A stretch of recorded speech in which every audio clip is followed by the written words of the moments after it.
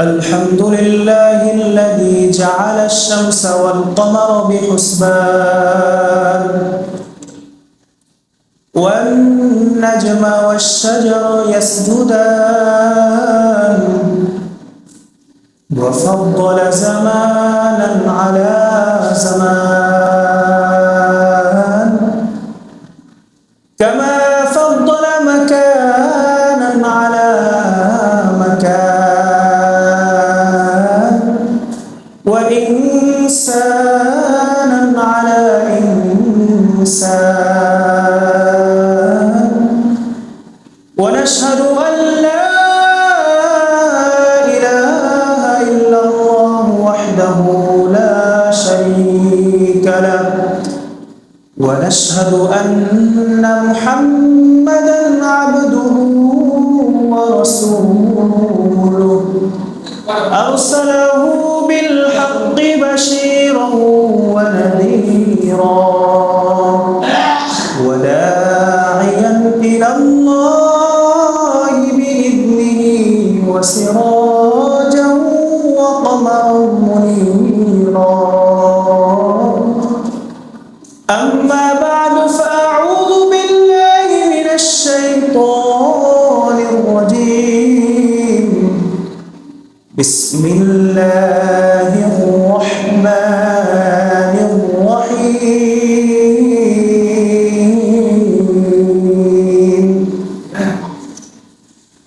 إنما المؤمنون الذين إذا ذكر الله وجلت قلوبهم وإذا تليت عليهم آياته زادتهم إيمانا وعلى ربهم يتوكلون. وقال النبي صلى الله عليه وسلم: المؤمن كجسد واحد إن اشتكى عينه اشتكى كله إن اشتكى رأسه اشتكى كله أو كما قال عليه الصلاة والسلام. اللهم صل على سيدنا ونبينا وشفيعنا وحبيبنا ومولانا محمد صلى الله عليه وعلى آله وأصحابه وبارك وسلم.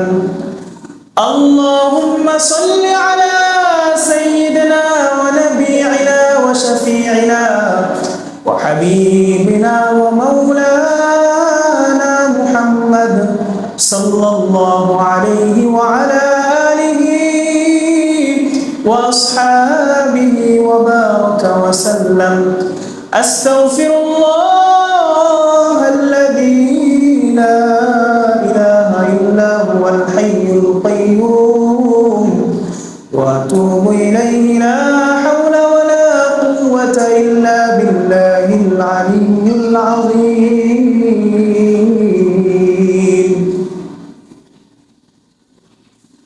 الحمد لله শুকরিয়া জ্ঞাপন করতেছি রব্বুল আলামিনের দরবারে যে রব্বুল আলামিন আপনাকে আমাকে এই ফিতনা ফাসাদের জমানায়, যে জমানাটার নামকরণ করা হয়েছে ইনহিতাত অর্থাৎ অধঃপতনের জমানা, যে জমানায় মানুষ ভালো কাজ ছেড়ে খারাপ কাজের ব্যাপারে সেঞ্চুরি করে, আল্লাহ পাক রব্বুল আলামিন আপনাকে আমাকে এই জমানার মধ্যেও রমাদানুল মুবারকের মধ্যে তাফসীরুল কোরআন মাহফিল খাতুনে জান্নাত মহিলা মাদ্রাসা কর্তৃক আয়োজিত তাফসীরুল কোরআন মাহফিলে বসার তৌফিক দান করলেন। সকলে বলি আলহামদুলিল্লাহ। আসলে দিন যত যাচ্ছে মানুষের আখলাক চরিত্র তত নষ্ট হচ্ছে, মানুষের দ্বীনের আজমত তাদের অন্তর থেকে তত বিদায় নিচ্ছে। আস্তে আস্তে এরকম ভাবে কিয়ামতের আগে উলামায়ে কিরাম থাকবেন না, বড় বড় ইলমওয়ালাদেরকে আল্লাহ পাক রব্বুল আলামিন উঠায় নিয়ে যাবেন এবং কোরআনের মুসহাফ কোরআনের মধ্যে যে আয়াতগুলো লেখা আছে সেগুলো উঠে যাবে। তো তখনই আল্লাহ পাক রব্বুল আলামিন যখন দেখবেন যে দুনিয়ার মধ্যে আল্লাহ আল্লাহ বলনেওয়ালা কেউই থাকবে না, তখনই আল্লাহ পাক রব্বুল আলামিন কিয়ামত সংঘটিত করবেন। এজন্য এই হাদিস শরীফে আছে লা তাকুমুস সাআতু হাত্তা ইয়াকুলু আল্লাহ আল্লাহ, যে যতক্ষণ পর্যন্ত জমিনের মধ্যে আল্লাহ আল্লাহ বলনেওয়ালা কোনো লোক থাকবেন ততক্ষণ পর্যন্ত কিয়ামত সংঘটিত হবে না। আর যখনই আল্লাহ আল্লাহ বলনেওয়ালা এই দুনিয়া থেকে বিদায় নেবেন, কেউই বাকি থাকবেন না যে আল্লাহকে মানবে, তার রাসূলের অনুযায়ী চলবে, তরিকা অনুযায়ী, তখনই কিয়ামত সংঘটিত হয়ে যাবে। তখন এই দুনিয়াকে আল্লাহ রাখবেন না, এই বিশ্ব ব্যবস্থাকে আল্লাহ পাক ধ্বংস করে দিবেন। আর এই সমস্ত আল্লাহ আল্লাহ বলনেওয়ালা মানুষ তৈরি করা হয় এই সমস্ত মাদ্রাসা, মসজিদ, দ্বীনি প্রতিষ্ঠান, এই ইসলাহি মাজালিস এবং তাফসীরুল কুরআন মাহফিল, এই সমস্তের মাধ্যমে। এগুলোর মূল লক্ষ্য উদ্দেশ্য হলো বাংলা জমিনের মধ্যে যে সমস্ত মাহফিল এবং যে সমস্ত তাফসীরুল কুরআন মাহফিল হয় সেগুলোর একটাই উদ্দেশ্য থাকে মানুষের চরিত্রকে গঠন করা। কারণ চরিত্র বড় একটা দামি জিনিস। যেমন ইংরেজ কবি বলেন যে money is the lost, nothing is the lost, health is lost, something is lost, character is lost, everything is the lost. মানে মানুষের যদি চরিত্রটা নষ্ট হয়ে যায় সবকিছু নষ্ট হয়ে যায়। যদি টাকা নষ্ট হয় কোনো ক্ষতি হয় না, যদি স্বাস্থ্যটা নষ্ট হয় তাহলে কিছুটা ক্ষতি হয়, কিন্তু চরিত্র ক্যারেক্টার যদি পরিবর্তন হয়ে যায় তাহলে সবকিছুই নষ্ট হয়ে যায়। আর যে কোনো সমাজ, রাষ্ট্র, দেশ সফলতা এবং অবনতি, অসফলতা, এই দুইটা জিনিস অর্জন হয় দুইজন ব্যক্তিদের মাধ্যমে। সেটা হলো সমাজের যুবক যুবতী। সমাজের যুবক যুবতীরা যখন ভালো হয়ে যায় তখন ওই দেশ, ওই গ্রাম, ওই পাড়া, ওই মহল্লা, ওই শহর সব কিন্তু জান্নাতের ফুলে ফলে সুরভিত হয়ে যায়। আর বর্তমান জমানায় আমাদের যুবক যুবতী মা বাবারা তারাই হলো বেশি উল্টাপাল্টা। আজকে যদি তারা ঠিক হতো বাংলার জমিন জান্নাতে পরিণত হয়ে গেল। আল্লাহ পাক রব্বুল আলামিন আমাদের সহিহ বুঝ দান করুন। এই তাফসীরুল কুরআন মাহফিলের ব্যবস্থা করা হয়েছে মাদ্রাসার পক্ষ থেকে। আমাদের উচিত এই মাহফিলকে সফলমণ্ডিত করা। এখন সফলমণ্ডিত কিভাবে করব? সফলমণ্ডিত করতে হবে আমাদের দলে দলে যোগদান করে এবং মাইক থেকে যেগুলো বলা হয় কোরআন ও হাদিসের কথা সেগুলো আমরা শুনবো মনোযোগ দিয়ে, একে অপরকে দাওয়াত দিয়ে নিয়ে আসবো। তো আমি আপনাদের সামনে কোরআনুল কারীমের একটি আয়াত তেলাওয়াত করেছি। ইনশাআল্লাহুল আজিজ, আল্লাহ পাক যদি তৌফিক দান করেন এই বিষয়ে কিঞ্চিত আলোকপাত করব ইনশাআল্লাহ। আল্লাহ পাক রব্বুল আলামিন তার বান্দাকে সৃষ্টি করেছেন কিছু উদ্দেশ্য নিয়ে। একটা জিনিস ভাববেন, দুনিয়াতে কিন্তু কোনো জিনিস উদ্দেশ্য ছাড়া নয়। এই দুনিয়াতে আল্লাহ পাক কোনো কিছু উদ্দেশ্য ছাড়া বানান নাই। এখন এটার দলিল কি? এটার দলিল আপনি নিজেই আপনার নিজের বিবেককে জিজ্ঞাসা করেন, দুনিয়ার জমিনের মধ্যে কোন জিনিসটা রয়েছে যে জিনিসটা উদ্দেশ্যহীন। আপনি প্লেটের মধ্যে আপনি খাবার খাবার জন্য প্লেট ব্যবহার করেন।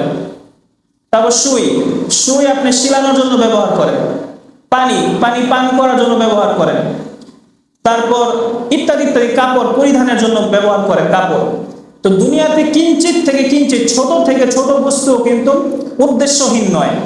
তাহলে যারা নাকি সন্দেহ করে, নাস্তিকতা পোষণ করে যে আল্লাহ পাক রব্বুল আলামিন বলতে কিছু নেই, আমরা দুনিয়াতে এভাবে আসছি এভাবেই চলে যাব, তাহলে তাদের যুক্তিটা কতটুকু সঠিক? যদি ছোট থেকে ছোট বিষয় যদি কোনো উদ্দেশ্যহীন না হয়ে থাকে তাহলে বিশ্ব জগতের এই পরিচালনা, এই ব্যবস্থা কি এভাবেই চলছে? প্রসিদ্ধ ঘটনা আপনারা হয়তো জানেন যে ইমামুল আজম আবু হানিফা রাহিমাহুল্লাহ তিনি একবার কিছু নাস্তিকের সাথে একটি বহস করেন, একটি আলোচনা পর্যালোচনা, একটি টক শো করেন। টক শোর মধ্যে ইমামে আবু হানিফা রহমতুল্লাহ আলাইহি আসতে একটু দেরি হয়। অতঃপর ওই নাস্তিকরা বলতে থাকে যে ইমাম আবু হানিফা রহমতুল্লাহ আলাইহি মনে হয় হেরে গেছে বা ডরাইছে, এজন্য আসতেছে না। অতঃপর এই কিছুক্ষণ পরে ইমাম আবু হানিফা রহিমাহুল্লাহ তিনি আগমন করেন। অতঃপর আবু হানিফা রাহিমাহুল্লাহ বলেন এসে যে আমার একটু দেরি হয়ে গেল, ক্ষমা করবেন। তখন তারা জিজ্ঞাসা করলো যে ক্ষমা এই দেরি হলো কেন? তখন আবু হানিফা রাহিমাহুল্লাহ বললেন যে আমার নদী পার হওয়া লাগতো, তো আমি কোনো মাঝি দেখতেছিলাম না, কোনো নৌকা দেখতেছিলাম না। তো হঠাৎ করেই দেখলাম যে হঠাৎ করে একটি গাছ তার টুকরা টুকরা কাঠ হয়ে একটি নৌকা হয়ে গেল। অতঃপর ওই নৌকায় আমি উঠলাম, আপনি আপনি আমি নদী পার হয়ে গেলাম। অতঃপর আবু হানিফা রাহিমাহুল্লাহ এর এই কথা শুনে তখন ওই নাস্তিক্যবাদীরা তারা হাসি তামসা করতেছিল যে কি বলে পাগলটায়, যে এটা কি কখনো সম্ভব? একটা জিনিস আপনি আপনি কি হয়ে কোনো সময় আবার আপনি আপনি নিঃশেষ হয়ে যেতে পারে? তখন এইভাবে আবু হানিফা রাহিমাহুল্লাহ আসলে বিষয়টা কি, আল্লাহ পাক রব্বুল আলামিনের যারা বন্ধু তাদের সাথে কেউ পারতে পারে না, কারণ তাদের সাথে রয়েছে আল্লাহ। আল্লাহ তো তাদেরকে বলেই দিয়েছেন লা তাহজান ইন্নাল্লাহা মা'ানা, যে তোমরা চিন্তা করো না, আল্লাহ তো তোমাদের সাথে আছে। আলা ইন্না আউলিয়া আল্লাহি লা খাউফুন আলাইহিম ওয়া লা হুম ইয়াহজানুন, যে আউলিয়া কেরাম যারা যারা আল্লাহর প্রিয় বান্দা প্রিয় পাত্র, তাদের ইহজগতে পরকাল জগতে কোনো চিন্তা ভাবনা তাদের কিছুই নেই, তারা নিশ্চিন্ত। কিয়ামতের ময়দানে উঠো তাদের কোনো চিন্তা থাকবে না। সেজন্য আমাদের উচিত আল্লাহ পাক রব্বুল আলামিনের মুহাব্বত নিজের সিনায় ধারণ করা, এবং মুহাব্বত যদি আল্লাহ না থাকে তাহলে একটু কান্নাকাটি করা, আল্লাহর কাছে দোয়া করা, এটা আমাদের উচিত। এটা আল্লাহ তাআলার হক আমাদের প্রতি। তো তিনি তো এই ঘটনাটাকে সাজিয়েছেন হিকমত খাটিয়ে। অতঃপর ইমাম আবু হানিফা রাহিমাহুল্লাহ এই কথা শুনে তারা এই কথা বলল যে কোনো কিছু কি এভাবে হয়ে যেতে পারে নাকি? তখন এইভাবে আবু হানিফা রাহিমাহুল্লাহ উত্তর দিলেন যে এখন লাইনে আসছো, যদি একটা নৌকা আপনি আপনি একটা গাছ নৌকা হয়ে না যেতে পারে, তাহলে এই পুরো পৃথিবী যেটা চলছে, যার আসমান ঝুলন্ত অবস্থায় রয়েছে, পুরো পৃথিবীর মধ্যে কোনো বক্রতা নেই, কোনো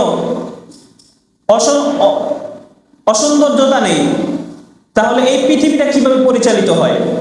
তখন ওই নাস্তিক্যবাদের মুখ বন্ধ হয়ে গেল। সেই টকশোর মধ্যে আবু হানিফা রাহিমাহুল্লাহ তিনি জয়যুক্ত হলেন, কারণ এর উপরে তার কোনো কথা নাই।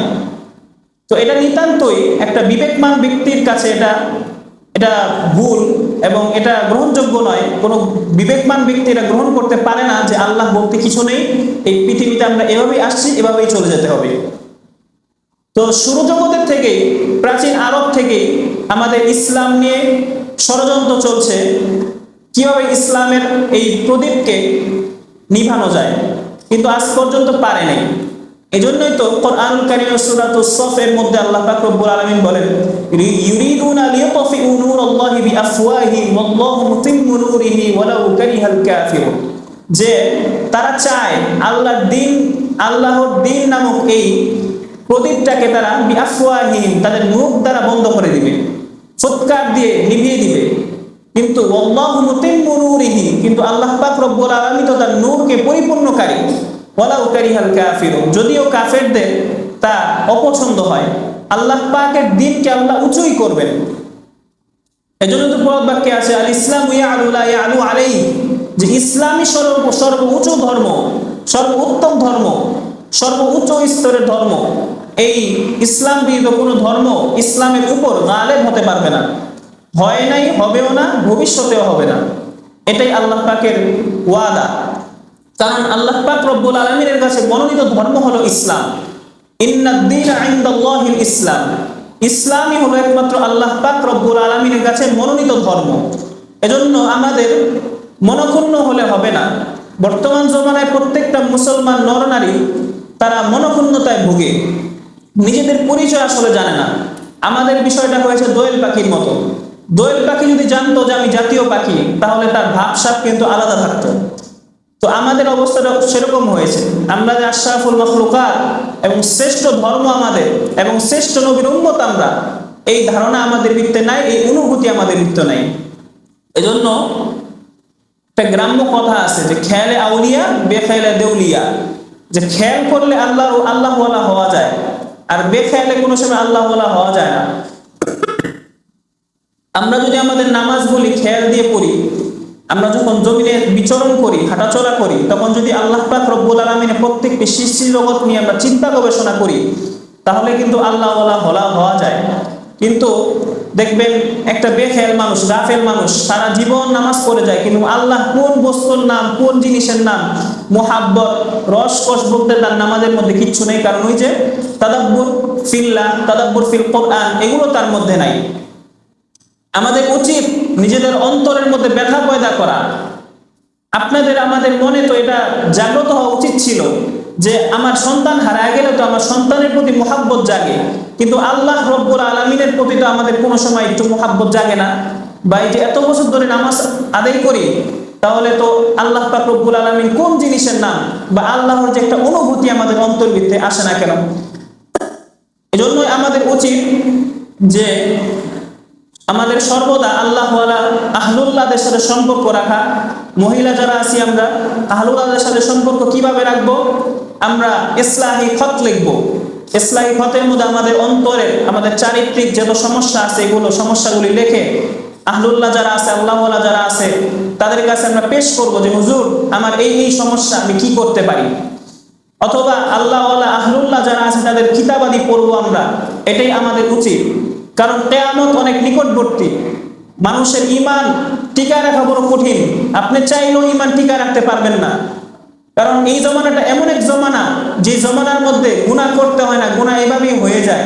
আপনার চোখের সামনে দিয়ে হাজারো গুনাহের লঘু ঘুরতে থাকবে। আপনি না পারতেও না চাইলেও গুনাহ হয়েই যাবে আপনার। কারণ এই জমানায় আল্লাহর হাবিব সাল্লাল্লাহু আলাইহি ওয়াসাল্লাম বলেছেন যে এই জমানায়, শেষ জমানায় মানুষের ঈমান টিকায় রাখা সেরকম কষ্ট হবে যেরকম কোন হাতের মধ্যে কয়লা রাখা, গরম উত্তপ্ত কয়লা রাখা যেরকম কষ্ট হবে। তো আমাদের এগুলো বোঝা দরকার এবং নিজের জীবনটাকে গনিমত মনে করা দরকার। দেখেন আমাদের কবি কি বলে, আরে আকিল না হো গাফিল তুঝে দুনিয়া সে জানা है, আরে আকিল না হো গাফিল তুঝে দুনিয়া সে জানা है, के दिन अपना मुँह खुदा को भी दिखाना है, के दिन अपना मुँह खुदा को भी दिखाना है, कैसे कैसे खूबसूरत रानिया शहज़दिया, कैसे कैसे खूबसूरत रानिया शहज़दिया, तन बदन सब गल गई है शक्ल सूरत क्या हुई, तन बदन सब गल गई है शक्ल सूरत क्या हुई। ও দুনিয়ার মানুষ, কবি আপনাকে আমাকে ডেকে বলছেন, ও দুনিয়ার মানুষ কোন দুনিয়ার পিছনে পড়ে আছো? কবি আপনাকে আমাকে বলছেন, হে যুবক যুবতীরা তোমরা প্রস্তুতি গ্রহণ করো, আল্লাহ পাক রব্বুল আলামিনের সামনে তোমার আমার মুখখানা পেশ করতে হবে। আজকে দুনিয়ার মধ্যে যেদিন প্রথম স্বামী স্ত্রী দেখা করে, স্বামী স্ত্রীর জন্য সাজে, স্ত্রী স্বামীর জন্য সাজে, কত তাদের মনের মধ্যে আগ্রহ, অথচ আল্লাহ পাক রব্বুল আলামিনের সামনে আমাদের উপস্থিত হতে হবে। ও আমার মা বোনেরা, নিজের মনেকে প্রশ্ন করো যে আল্লাহ পাক রব্বুল আলামিন আপনাকে আমাকে আলো বাতাস পানি দিয়ে সৃষ্টি করেছেন, ও আল্লাহ পাক রব্বুল আলামিনের সামনে কি নিয়ে দাঁড়াবা, কোন ভেষে দাঁড়াবা, কিরকম সেজে দাঁড়াবা। এজন্য আমাদের উচিত আমরা আল্লাহ পাক রব্বুল আলামিনের সামনে যে আমাদের দাঁড়াতে হবে, এজন্য আমাদের কি ঈমানের রঙে রঙিন হতে হবে। আল্লাহ পাক রব্বুল আলামিন তার কোরআনুল কারীমের মধ্যে জানায় দেন, সিবগাতাল্লাহ ওয়া মান আহসানু মিনাল্লাহি সিবগা। হে আল্লাহ, আমার উম্মতগণ, আল্লাহ নবী সাল্লাল্লাহু আলাইহি ওয়াসাল্লামের মাধ্যমে আল্লাহ পাক জানাইতেছেন, হে আমার উম্মতগণ তোমরা ঈমানের রঙে রঙিন হও, ঈমানের রঙে রঙিন হও, আল্লাহ পাকের রঙে রঙিন হও, আল্লাহ পাকের মারিফাতের নূরে নিজের জীবনটাকে রঙিন করে ফেলো। আল্লাহ রব্বুল আলামিন তোমাকে দুনিয়া আখিরাতে সফল কাম করে দিবেন। এজন্য আপনাদের কাছে অনুরোধ রইল, আল্লাহ পাক রব্বুল আলামিনের রঙে রঙিন হন, নিজের জীবনটাকে ঈমানিয়াতের রঙে রঙিন করেন, ইখলাসের দ্বারা, ইখলাস মাছের সুধা দ্বারা নিজের জীবনটাকে সিক্ত করে, দেখবেন যদি গাছের নিচেও জীবনটা কাটায় দেন, দারিদ্র অবস্থায় যদি জীবনটা কাটায় দেন, তারপর জীবনের মধ্যে আল্লাহ পাক এমন শান্তি দান করবেন যে শান্তি কোটিপতিরাও পর্যন্ত পায় না। আল্লাহ পাক রব্বুল আলামিন আপনাকে এমন শান্তি দান করবেন, সন্তান সন্ততির মধ্যে শান্তি দান করবেন, টাকা পয়সার মধ্যে শান্তি দান করবেন, এমন শান্তি আপনি বড়লোকদের ঘরের মধ্যেও পাবেন না।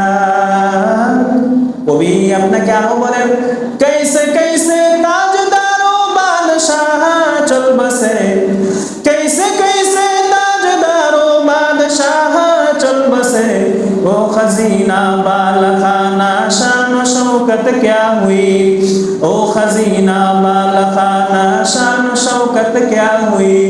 ओ दुनियार मुसलमान मोबाला सुर এলাকার আমার যুবক যুবতীরা, দুনিয়ার মধ্যে কয়েকজন বাদশা রাজত্ব করে গেছেন, পুরো পৃথিবী শাসন করে গেছেন, কিন্তু আজকে তাদের কোনো নাম নিশানা এই দুনিয়ার বুকে বাঁচিয়ে নাই।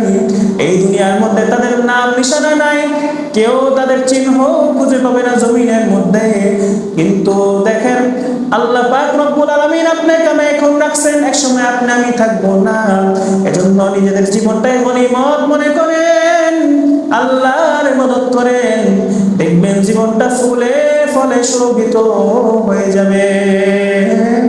আল্লাহ পাক রব্বুল আলামিনের হুকুমগুলিকে আঁকড়ে ধরেন, নিজেদের মধ্যে পৃথক পৃথক হয়েন না, উলামায়ে কেরামের পরামর্শ অনুযায়ী চলেন, মাদ্রাসা মসজিদের সাথে সম্পর্ক করেন, তালিবুল ইলমদেরকে মুহাব্বত করেন, মসজিদের ইমাম মুয়াজ্জিনদের সম্মান করেন। আল্লাহ পাক রব্বুল আলামিন আপনার জীবনটাকে শান্তিময় করে দিবেন। এজন্য আমাদের উচিত আল্লাহ পাকের সমস্ত হুকুম আহকামগুলিকে মানা, নিজের মধ্যে অনুভূতি পয়দা করা, কারণ আল্লাহ পাকের চিন্তা ধারণা এটাই হলো জ্ঞানীর আলামত। আল্লাহ রাব্বুল আলামিন বলেন, যারা জ্ঞানী তারা বসে দাঁড়ায় অবস্থায়, হাঁটা চলা অবস্থায়, শোয়া অবস্থায়, সমস্ত অবস্থায় আল্লাহ পাক রব্বুল আলামিনের জিকির করে, যারা তারাই হলো জমিনের মধ্যে জ্ঞানী। আল্লাহ পাক রব্বুল আলামিন আপনাকে আমাকে তৌফিক দান করুন, তাকে সর্বদা স্মরণ রাখার তৌফিক দান করুন। এজন্য আমাদের উচিত আল্লাহ পাক রব্বুল আলামিনের চিন্তা গবেষণা, তার ধ্যান ধারণা সর্বদা নিজেদের অন্তরের মধ্যে জমায়ে রাখা। আসলে যারা আল্লাহর দ্বীনকে মানে আর যারা মানে না, তারা কখনো এক হতে পারে না। আপনি সমাজের দিকে লক্ষ্য করলেই দেখবেন, যারা দ্বীন মানে আর যারা মানে না তারা কখনোই সমান হয় না। আল্লাহ পাক রব্বুল আলামিন, এটা তো সিরাতের কিতাবে নবী আলাইহিস সালাতু ওয়াস সালামের জীবনের দিক তাকাইলেই পাওয়া যায়। দেখেন তো আল্লাহর হাবিব সাল্লাল্লাহু আলাইহি ওয়াসাল্লাম আমাদের জন্য কত কষ্ট করছেন। উহুদের ময়দানে নবী আলাইহিস সালাতু ওয়াস সালাম আমাদের জন্য তার সরবন অর্থাৎ মাথার হেলমেট, এই দুইটি দাঁত তার মাথা মুবারকে ঢুকে রক্তে জর্জরিত হয়েছেন আল্লাহর হাবিব সাল্লাল্লাহু আলাইহি ওয়াসাল্লাম। তায়েফের ময়দানে আল্লাহর হাবিব সাল্লাল্লাহু আলাইহি ওয়াসাল্লাম দ্বীনের দাওয়াত নিয়ে গিয়েছিলেন, সেখানে ছোট ছোট বাচ্চাদেরকে লেলিয়ে দেওয়া হয়েছিল। তারা আল্লাহর হাবিব সাল্লাল্লাহু আলাইহি ওয়াসাল্লামকে পাথর মেরে, এই পরিমাণ পাথর মেরেছিলেন যে পাথরের কারণে আল্লাহর হাবিবের এত রক্তক্ষরণ হয়েছে যে তার জুতা মোবারকের সাথে পা মোবারক আটকে যেত। এগুলো আমাদের বোঝা দরকার, অনুভূতি নিজেদের অন্তরে পয়দা করা দরকার যে আমরা কি করছি তার উম্মত হয়ে, আমরা উম্মত হয়ে তার জন্য কি করছি। এই ইসলাম এভাবে আসেনি। এই ইসলাম হলো একটি বৃক্ষ, এই বৃক্ষের নিচে ঢালতে হয় তাজা রক্ত, এই রক্তের মাধ্যমে ইসলাম পৃথিবীর মধ্যে কায়েম হয়েছে, এভাবে নয়। আমরা যে নামী মুসলমান, বাপ-দাদার বংশধরে মুসলমান, কিন্তু সাহাবায়ে কেরাম রাদিয়াল্লাহু আনহুম আজমাইন, তাদের কষ্ট, তাদের ত্যাগ তিতিক্ষায় এই ইসলাম এসেছে। আমাদের বোঝা দরকার, অন্তরে অনুভূতি পয়দা করা দরকার। এজন্য আমাদের ইসলামকে আমরা আঁকড়িয়ে ধরবো, কারণ ইসলাম ব্যতীত যত ধর্ম আছে সব কিছু আল্লাহ তাআলার কাছে বাতিল। এবং ইসলাম কাকে বলে, আসলে ইসলাম বিষয়টা আমাদের বুঝতে হবে। ইসলাম কাকে বলে? ইসলাম হলো কমপ্লিট কোড অফ লাইফ, অর্থাৎ পরিপূর্ণ জীবন ব্যবস্থার নাম ইসলাম। ইসলামের অর্থ হলো কমপ্লিট কোড অফ লাইফ, অর্থাৎ পরিপূর্ণ জীবন ব্যবস্থা। কিন্তু আসলে এই কথাটা কত বছর ধরে যে বলা হচ্ছে, আমি নিজেই অনেক দিন ধরে অনেক জায়গায় বলতেছি, কিন্তু মানুষের মধ্যে এই বুঝটা পয়দা হয় না। মানুষ ইসলামকে মানে খাটো করে ফেলে। ইসলামের মধ্যে স্পষ্ট কথা, শর্টকাট কথা, ইসলামের মধ্যে দোলনা থেকে নিয়ে মৃত্যুর খাটোলা আগ পর্যন্ত যা যা প্রয়োজন সব কিছু ইসলামের মধ্যে আছে। এটার নামই ইসলাম। আপনি অন্যান্য কোনো ধর্ম পাবেন না যার মধ্যে কমপ্লিট কোড অফ লাইফ আছে, তার মধ্যে অনেক কিছু নাই। হিন্দু ধর্মের দিকে তাকিয়ে দেখেন আপনি, হিন্দু ধর্মের মধ্যে কোনো তাদের সংবিধানই নেই, তাদের কোনো রকম হুকুম আহকাম কিছুই নেই। তারা স্বাভাবিক একটা কোনো রকম বানোয়াটি নিজেদের মন গড়া একটা ধর্ম বানায় রাখছে। আর হিন্দুদের যে কিতাবগুলো রয়েছে, যোগবেদ, সামবেদ, রামায়ণ, ত্রিপিটা এবং মহাভারত, উপনিষদ, এই সমস্ত কিতাবগুলোর মধ্যে কোরআনের আয়াত অসংখ্য রয়েছে। কোরআনের আয়াতটাই তারা ওখানে উঠায় দিছে। এগুলো সম্পূর্ণ বানোয়াটি ধর্ম। তো তাদের ধর্মের মধ্যে কোনো হুকুম আহকাম বলতে নাই। তারা ওই পুরোহিতরা সারাদিন মন্দিরে একটু আগরবাতি জ্বালায়, একটু মোমবাতি ধরায়, এগুলোই তাদের কাম। তাদের অন্য কোনো রাষ্ট্রীয় বা রাষ্ট্র নিয়ে চিন্তা, মানুষকে নিয়ে চিন্তা, দাওয়াত, এগুলো তাদের ভিতরে নাই।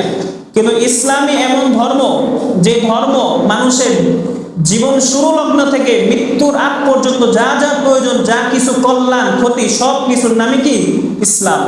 এগুলো আমাদের বুঝতে হবে, অন্তরে বিশ্বাস করাতে হবে। কিন্তু আফসোস, আজকে আমাদের মুসলমান, আমাদের ছেলেরা মেয়েরা কেউ এই কথা বিশ্বাস করতে চায় না যে ইসলাম পরিপূর্ণ একটি ধর্ম, জীবন ব্যবস্থা। আমরা অনেক ক্ষেত্রে বলে ফেলি যে এই জায়গায় ইসলাম, এই সব জায়গায় কোরআন হাদিস চলে না। এখন সব জায়গায় কোরআন হাদিস চলে না, আপনাদের কিতাব তো এরকম নয়। ইসলামের যে কোরআন রয়েছে, এই কোরআনের মধ্যে সবকিছু সমাধান রয়েছে আপনার জীবনের। এজন্য আমাদের বোঝা দরকার যে আমরা কোন ধর্মে আমরা বিশ্বাসী। এই ধর্মের আজমত, এই ধর্মের মর্যাদা আমাদের অন্তরে পয়দা করতে হবে। শুধু নিজেরা করলে হবে না, নিজেদের সন্তান সন্ততিকে আমাদের করাতে হবে। আফসোস লাগে, আমাদের সন্তান সন্ততিকে আমাদের মা বোনেরা সর্বপ্রথম আমরা ডাক শিখাই, মা বাবা ভাই বোন ইত্যাদি শিখাই। অথচ সন্তানের মুখ দিয়ে সর্বপ্রথম যে নামটা শিখানোর অধিকার রাখে সেটা হলো আল্লাহ। আমাদের আল্লাহ চিনাতে হবে ছোট থেকে আমাদের সন্তানদেরকে, কারণ এই ছোটবেলায় যে জিনিসটা মাথার মধ্যে ক্যাচ করে সেটাই সারা জীবন গভীরভাবে থাকে। আমাদের উচিত সন্তান সন্ততিকে আমরা তাদেরকে সর্বপ্রথমই আল্লাহ নামটা শিখাবো এবং ইসলাম শিক্ষা দিব সর্বপ্রথম। আমাদের বুঝতে হবে। আফসোস, একদিন এক লোককে দেখি সে তার বাচ্চাকে আদর করছে এবং বলতেছে বাহুবলী, অথচ বাহুবলী বিষয়টা গুগলে সার্চ দিলেই পাবেন যে বাহুবলী কিন্তু হেরেছিল। কিন্তু ইসলামের মধ্যে এমন এমন বীর মুক্তিযোদ্ধা আছে যারা নাকি যাদের জীবনের মধ্যে কোনো হারার কোনো চিহ্নই নেই। তারা জীবনে কোনো যুদ্ধের মধ্যে, যত যুদ্ধে গিয়েছেন, এমনও সাহাবা রয়েছে যারা জীবনে কোনো সময় হারেনি নাই। তার মধ্যে একজন সাহাবী হলো হযরতে খালিদ বিন ওয়ালিদ রাদিয়াল্লাহু তাআলা আনহু, যার জীবনের মধ্যে কোনো সময় মানে যুদ্ধে যে হারে এই বিষয়টাই নেই তার যুদ্ধের মধ্যে। বরঞ্চ এক যুদ্ধের মধ্যে খালিদ বিন ওয়ালিদ রাদিয়াল্লাহু তাআলা আনহু গেছেন, যাওয়ার পর সে তার মনে অনেক আগ্রহ যে শহীদ হবে আল্লাহর রাস্তায়, কিন্তু সে এত বড় বীর মুক্তিযোদ্ধা ছিল যে তার মধ্যে তার সামনে যে আসতো একের লাইনকে লাইন সব মৃত্যুবরণ করতো, শহীদ হয়ে যেত। কিন্তু এই কারণে ওই যুদ্ধে সে শহীদ হয় না, দেখে জিততে আইসা পড়ছে যুদ্ধ থেকে ফিরা। তো এরকম তো আমাদের ইসলামের মধ্যে অনেক বড় বড় বাঘ রয়েছে যাদের কোনো সময় তারা কোনো যুদ্ধে পরাজিত হয়নি। তাহলে আমরা কেন আমাদের শিশুদেরকে বাহুবলীর নামে নামকরণ করি? অথচ বাহুবলী তো একটা হিন্দু, এই হিন্দুদের সাথে আমাদের কেন সম্পর্ক? আল্লাহ হাবিব সাল্লাল্লাহু আলাইহি ওয়াসাল্লাম বলেন, মান তাশাব্বাহা বিকওমিন ফাহুয়া মিনহুম, যে ধর্মাবলম্বী যে ব্যক্তি বা যে সম্প্রদায়ের সাথে সাদৃশ্যতা রাখবে, কিয়ামতের দিন তার সাথেই সে কিয়ামতের দিন উঠবে। অন্য এক riwayate আছে আল মারউ মা'a মান আহাব্বা, যে মানুষ তার সাথে কিয়ামতের দিন উঠবে যার সাথে যার মুহাব্বত। আপনার মুহাব্বত যদি আলেম ওলামাদের সাথে থাকে, তাহলে কিয়ামতের ময়দানে আপনি আলেমদের কাতারে উঠবেন, আল্লাহ ওয়ালাদের সাথে উঠবেন, মুসলিমিনদের সাথে উঠবেন। আর যদি আপনার আমার সম্পর্ক থাকে ইহুদি, খ্রিস্টান, নাস্তিক, মুরতাদদের সাথে, তাহলে তাদের সাথে আমরা, আপনার আশেপাশে দেখবেন ফেরাউন, আপনার আশেপাশে দেখবেন নমরুদ, আপনার আশেপাশে দেখবেন আবু জাহেল, উতবা, সাইবা, উবাই ইবনে খালদ। এজন্য আমাদের এগুলি বোঝা দরকার। এগুলো হলো ভাইরাস, আমাদের মুসলমানের প্রত্যেকটা রন্ধ্রে রন্ধ্রে প্রবেশ করে দেওয়া হয়েছে। এগুলো আমাদের বোঝা দরকার। নিজেদের মনে আল্লাহ আল্লাহ রসুলের মুহাব্বত পয়দা করা দরকার। কারণ মুহাব্বত এমন জিনিস যে বাদশা থেকে গোলামে পরিণত করে দেয়। এজন্য কবি আপনাকে বলেন, আজ মুহাব্বত শাহে বান্দা মিশাওয়াদ, ওয়াজ মুহাব্বত জিন্দা মুর্দা মিশাওয়াদ, আজ মুহাব্বত শাহে বান্দা মিশাওয়াদ, ওয়াজ মুহাব্বত জিন্দা মুর্দা মিশাওয়াদ। মুহাব্বত এমন এক জিনিস, মুহাব্বত যদি কার মধ্যে প্রবেশ করে বাদশাকে গোলাম বানায় দেয়। আপনারা কি ইব্রাহিম বিন আদহাম রাহিমাহুল্লাহ, যিনি বলকের বাদশা ছিলেন, কিন্তু এক পর্যায়ে আল্লাহ পাকের এমন মুহাব্বত তার অন্তরের মধ্যে প্রবেশ করছে যে আল্লাহ পাকের মুহাব্বত ব্যতীত সে কিছুই বুঝতেন না। তার এই বাদশাহী সেরে সে আল্লাহর পাগল হয়ে রাস্তায় রাস্তায় ঘুরতেন। একদিন তার মন্ত্রী এসে বলে, বাদশাহ নামদার, আপনি বিশাল রাজত্ব ছেড়ে কি পাইছেন? এখন তো বসে বসে রাস্তার পাশে নিজের ছেঁড়া কাপড় সেলাচ্ছেন। তখন বাদশাহ বললেন, সিদ্দিক আকবর রাদিয়াল্লাহু তাআলা আনহু। তখন ইব্রাহিম বিন আদহাম রাহিমাহুল্লাহ বললেন, তুমি কি দেখবা আমি কি পাইছি? কারণ মাল্লাহুল মাওলা ফালাহুল কুল, যে আল্লাহর হয়ে যায় দুনিয়ার সবকিছু তার হয়ে যায়। এজন্য আপনার আমার অন্তরের মধ্যে আল্লাহ পাকের মুহাব্বত গাড়তে হবে। আল্লাহর মুহাব্বত নিয়ে যদি মরতে পারেন তাহলে দুনিয়া আখিরাতের সফল কাম। আপনি কি দেখেন নাই কত সাহাবা, কত বড় লোক ছিলেন, কিন্তু তারা ধন দৌলত সবকিছুকে লাথি মেরে সরায় দিয়ে তারা আল্লাহ পাকের মুহাব্বতে তারা নিমজ্জিত হয়েছেন। এজন্য তো কবি বলেন, আউলিয়া ने ला तुम्हारी दौलत दुनिया पे जब आपरी पैरों पे उनकी सारे दुनिया सब के सब। আল্লাহ ওয়ালা আল্লাহর ওলিরা যখন কি দুনিয়ার মধ্যে দুনিয়ার সমস্ত ধন দৌলতকে লাথি মেরে সরায় দেন, তখন পুরাটা দুনিয়া তাদের অন্তরের মধ্যে পড়ে যায়। এজন্য আমাদের উচিত আল্লাহ তাআলার রাসূলকে মুহাব্বত করা। আল্লাহর হাবিবকে কিভাবে মুহাব্বত করতে হবে? ও শিকদার বাড়ি এলাকার আমাদের মা বোনেরা, যুবক যুবতীরা, খেয়াল করে শোনো, মনোযোগ দিয়ে শোনো, আল্লাহর হাবিবকে কিভাবে মুহাব্বত করতে হয়। এক ব্যক্তি আসছেন, যা রাজুলুন ইলা নবী সাল্লাল্লাহু আলাইহি ওয়াসাল্লাম, একবার এক যুবক আল্লাহর হাবিব সাল্লাল্লাহু আলাইহি ওয়াসাল্লামের কাছে আসছেন এবং বলতেছে, ইয়া রাসূলুল্লাহ আনা উহিব্বুকা জিদ্দান, ইয়া রাসূলুল্লাহ আমি আপনাকে বড় ভালোবাসি। ইয়া রাসূলুল্লাহ আপনাকে আমি বড় মুহাব্বত করি।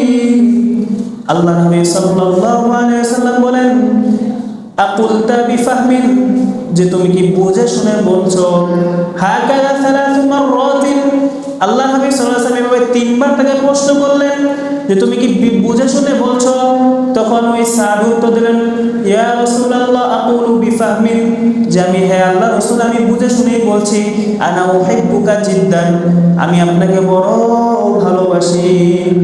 আল্লাহর হাবিব সাল্লাল্লাহু আলাইহি ওয়াসাল্লাম বললেন, সায়াগলিবু আলাইকুমুল ফাকর, অচিরেই তোমাদের উপর দারিদ্রতা আসবে। এজন্যই তো দুনিয়ার মধ্যে লক্ষ্য করে দেখুন, যারা আল্লাহ ওয়ালা, যারা আলেম হয়, যারা আল্লাহ তার দ্বীনের সাথে সম্পর্ক রাখে, তারা একটু গরিব হয়, তারা একটু দারিদ্র হয়। আল্লাহর হাবিব সাল্লাল্লাহু আলাইহি সাল্লাম এই হাদিসে তারা এটাই বলতে চাইলেন যে যারা আল্লাহ তার রাসূলকে ভালোবাসবে, আল্লাহ পাক রব্বুল আলামিন তাদেরকে দারিদ্র অবস্থায় রাখবেন। এমন দারিদ্র না যে না খায় মরবে, বরং তাদেরকে শান্তিপূর্ণ দারিদ্রতা দিবেন, দেখবেন কত আলেম ওলামা স্বল্প বেতনে চাকরি করে, কিন্তু তাদের এই স্বল্প বেতনের চাকরির মধ্যে কত বরকত, কত আরাম, কত শান্তি। এই দুনিয়ার মধ্যে কত বড় লোকরা আছে, কোটি কোটি টাকার মালিক, কিন্তু ঘরের মধ্যে শান্তি নাই। এগুলো আমাদের বোঝা বড় প্রয়োজন। আমাদের যদি আমরা আল্লাহ ও তার রাসূলকে মুহাব্বত করতে পারি, দুনিয়া ও আখিরাতে সফল কাম হয়ে যাব। দেখেন না কত বড় লোকের সন্তানরা কোটি কোটি টাকার মালিক, বড় বড় ফ্যাক্টরির মালিক, ওই স্বল্প বেতনের চাকরি করলে ওরা মৌলবীর কাছে এসে মাথাটা নোয়া দিয়ে বলে, হুজুর একটু দোয়া করে দেন। এগুলো আমাদের বোঝা দরকার, কারণ তারা আল্লাহ তার রাসূলকে নিজেদের অন্তরের মধ্যে ধারণ করেছেন, আল্লাহ তার রাসূলের হুকুম আহকামগুলিকে মানছেন, কোরআনের নূরকে নিজেদের সিনার মধ্যে ধারণ করেছেন। কোরআন এমন এক কিতাব, যে কিতাবের মধ্যে কোনো সন্দেহ নেই, এই কিতাবের ভুল আজ পর্যন্ত কেউ ধরতে পারে নাই, আর ভবিষ্যতেও পারবে না। এই কোরআনের সাথে যারাই বেয়াদবি করেছে, যারাই অপমান করেছে কোরআনকে, তারাই ধ্বংস হয়েছে। আপনি কি দেখেন না, আবু জাহেল, যার নাম ছিল আবুল হিকাম, জ্ঞানীদের বাবা, কিন্তু আল্লাহ পাক রব্বুল আলামিন কোরআন থেকে মুখ ফিরাইছে বিদায় আল্লাহ পাক রব্বুল আলামিন তার নাম আবুল হিকাম থেকে আবু জাহেলে পরিণত করেছেন, অর্থাৎ মূর্খদের বাবা। এজন্য আমাদের উচিত কোরআনকে নিজের সিনায় ধারণ করা, আল্লাহ তার রাসূলের পথ অবলম্বন করা। প্রিয় সুধী, এটা হলো কোরআনের মাস চলছে, আমাদের উচিত বেশি বেশি কোরআন তেলাওয়াত করা এবং সন্তানদিগকে কোরআনের শিক্ষা দেওয়া, কোরআনের ভূষণ পরায়া দেওয়া এবং তাদেরকে হাফেজ বানানো। কোরআনের হাফেজের অনেক দাম। দেখেন কবি কি বলেন, जिस शख्स ने कुरान को सीने में बसाया, जिस शख्स ने कुरान को सीने में बसाया, फिरदौस मुअल्ला में मका अपना बनाया, फिरदौस मुअल्ला में मका अपना बनाया। যে ব্যক্তি নিজের সিনার মধ্যে কোরআনকে ধারণ করলো, যে ব্যক্তি কোরআনের হাফেজ হলো, কবি বলতেছেন আপনাকে আমাকে সে সুউচ্চ জান্নাতের মধ্যে একটি স্থান করে দিল। जिस शख्स ने कुरान को सीने में बसाया, जिस शख्स ने कुरान को सीने में बसाया, फिरदौस मुअल्ला में मका अपना बनाया, फिरदौस मुअल्ला में मका अपना बनाया।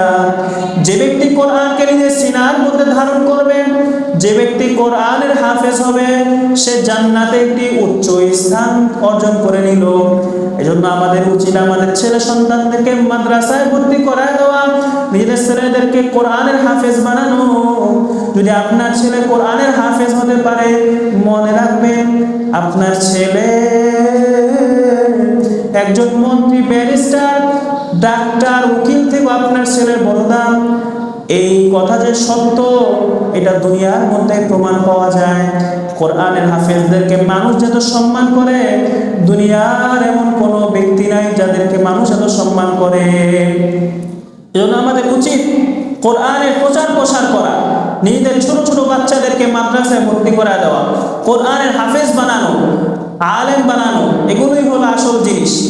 আজ পর্যন্ত পাবেন না যে কোরআনের আলেম হাফেজ হয়েছে এমন ছেলে তাদের মা বাবাদেরকে বৃদ্ধাশ্রমে দিয়ে এসেছে। এই নজির নাই, খুব কম, নাই বলতে দেখাতে পারবেন না। কিন্তু দেখা গেছে বড় বড় ডাক্তার, ইঞ্জিনিয়ার ইত্যাদি হয়েছে, ব্যারিস্টার, কিন্তু মা বাবার খবর নাই, বরঞ্চ আরো বৃদ্ধাশ্রমে মা বাবাকে দিয়ে আসে। এটা একটা কারণ আছে। এই কারণটা আমরা বাদই দিলাম, আমাদের অন্য ধর্মাবলম্বীরা কি বলে দেখি। আমরা চিনি অনেকে, ভারতের রাজীব গান্ধী, সে একটা তার বাণী, যে সে বলে ये कौमी मदारिस ऐसा एक इदारा है जो इंसान को इंसानियत सिखाता है।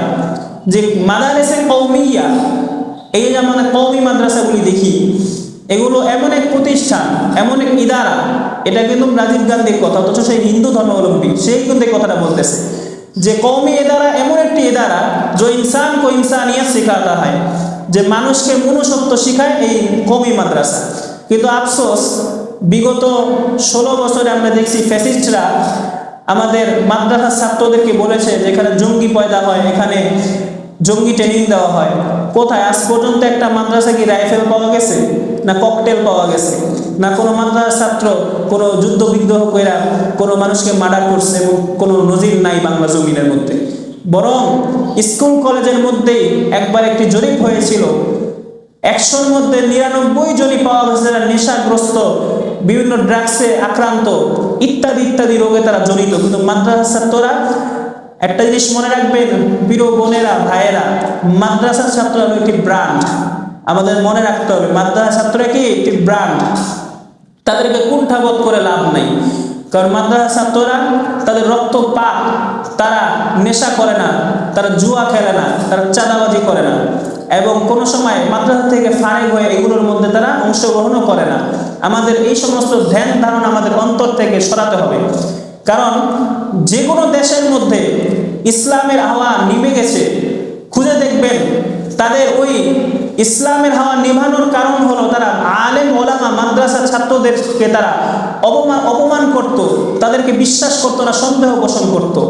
এগুলো আমাদের বোঝা দরকার, এবং নিজেদের এরকম যদি কারোর ধ্যান ধারণা থেকে থাকে তার থেকে আমাদের ফিরে আসা দরকার। তো হাফেজে কোরআনের একটি ফজিলত বর্ণনা করা হলো, যে ব্যক্তি হাফেজে কোরআন হলো সে আল্লাহর কোরআনকে ধারণ করল। আল্লাহর কোরআনকে যারা ধারণ করে তাদের জন্য জান্নাতে একটি উচ্চ মাকাম আল্লাহ তাআলা দান করে। जिस शख्स ने कुरान को सीने में बसाया फिरदौस मुअल्ला में मका अपना बनाया।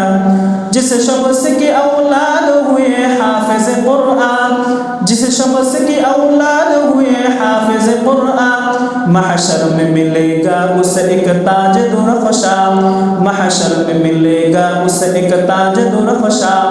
जिस शख्स की औलाद हुए हाफिज कुरान, जिस शख्स की औलाद हुए हाफिज कुरान, महशर में मिलेगा उसे एक ताज दुरफ़शा, महशर में मिलेगा उसे एक ताज दुरफ़शा। কবি আপনাকে আমাকে বলতেছেন যে ব্যক্তির সন্তান কোরআনের হাফেজ হয়েছে কিয়ামতের ময়দানে আল্লাহ পাক রব্বুল আলামিন একটি তাজে দুরক্ষা অর্থ হলো উজ্জ্বল একটি তাজ, একটি মুকুট তার মাথায় পরে দেওয়া হবে। আল্লাহ পাক রব্বুল আলামিন তাদেরকে ডাকবেন, তারা আরশের নিচে নিয়ে যেয়ে বলবেন তুই তোর ছেলে সন্তানদেরকে কোরআনের হাফেজ বানাইছো, যা আজকে তোর এই সম্মানার্থে আমি তোর মাথার মধ্যে একটি তাজে দুরক্ষা, উজ্জ্বল একটি তাজ, একটি মুকুট পরায় দিব। এজন্য আমাদের লোভকারী ব্যক্তিদের জন্য লোভ করা উচিত। আমাদের উচিত নিজেদের মধ্যে লোভ পয়দা করা। লোভ কিন্তু খারাপ জিনিস না, বাকি লোভটা যদি খারাপভাবে করি তাহলে ওটা খারাপ। ভালো জিনিসের মধ্যে আল্লাহ তাআলা কোরআন কারিমে ফালিয়াতানাফাসিল মুতানাফিসুন, যে যারা লোভ করতে তাদের লোভ করা উচিত। কোন ব্যাপারে? ভালোর ব্যাপারে। এরকমভাবে আমালের ব্যাপারে আমাদের লোভ করা উচিত, যে আমি আমল করব, আমি আমার ছেলে সন্তানকে মাদ্রাসা দিব, কোরআনের হাফেজ বানাবো, আলেম বানাবো। এরকমভাবে আমাদের কি এই বিষয়ে লোভ করা উচিত, এই লোভটা ভালো। তো আমাদের কবি দেখেন আরো কি বলে কোরআনে হাফেজের ফজিলত। जिस शख्स की औलाद हुए हाफिज कुरान, महशर में मिलेगा उसे एक ताज दुरफ़शा, महशर में मिलेगा उसे एक ताज दुरफ़शा। 10 अहल जहन्नम की सुपारिश वो करेगा, 10 अहल जहन्नम की सुपारिश वो करेगा, फिरदौस में लेकर वो उसे साथ चलेगा, फिरदौस में लेकर वो उसे साथ चलेगा। কবি আমাদেরকে কি বললেন, যে হাফেজে কোরআন হবে সে কমপক্ষে 10 জন ব্যক্তিকে, এমন ব্যক্তি যাদের উপর জাহান্নামের আগুন ওয়াজিব হয়ে গেছে, তাদেরকে হাত ধরে টেনে টেনে তাদেরকে জান্নাতের মধ্যে নিয়ে যাবে। जिस शख्स की औलाद हुए हाफिज कुरान, महशर में मिलेगा उसे एक ताज दुरफ़शा, 10 महशर में मिलेगा उसे एक ताज दुरफ़शा।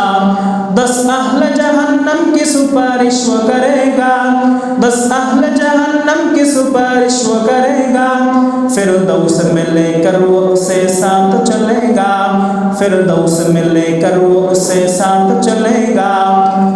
যে ব্যক্তির ছেলে সন্তান হাফেজে কোরআন হবে সে 10 জন ব্যক্তিকে জাহান্নাম থেকে টেনে টেনে জান্নাতে নিয়ে যেতে পারবে। আল্লাহ পাক এই সুসংবাদ হাফেজে কোরআনের মা বাবাকে দিয়েছেন। এজন্য আমাদের উচিত নিজেদের ছেলে সন্তানদেরকে কোরআনের হাফেজ বানানো, আলেম বানানো, এই বিষয়ে চিন্তা গবেষণা করা। কারণ এগুলোই হলো আসল শিক্ষা, যা পৃথিবী এবং ইহজগৎ এবং পরজগৎ উভয় জগতে লাভবান হওয়া যায় এই শিক্ষার মাধ্যমে। আল্লাহ পাক আমাদের সঠিক বুঝ দান করুক, আমাদের বুঝার তৌফিক দান করুক। কোরআনের মর্যাদা, কোরআনের মাস, বেশি বেশি কোরআন তেলাওয়াত করা চাই।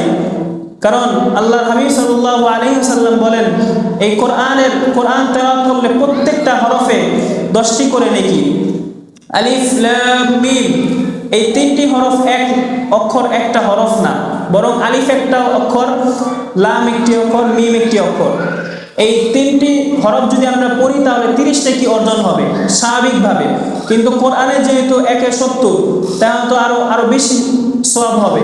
কারণ আমাদের উচিত বেশি বেশি কোরআন তেলাওয়াত করা।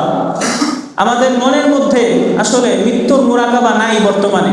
এই মৃত্যুর মুরাকাবা নাই বিধায় আজকে এই বাংলার জমিনের এই অবস্থা, মুসলিমাতের এই অবস্থা।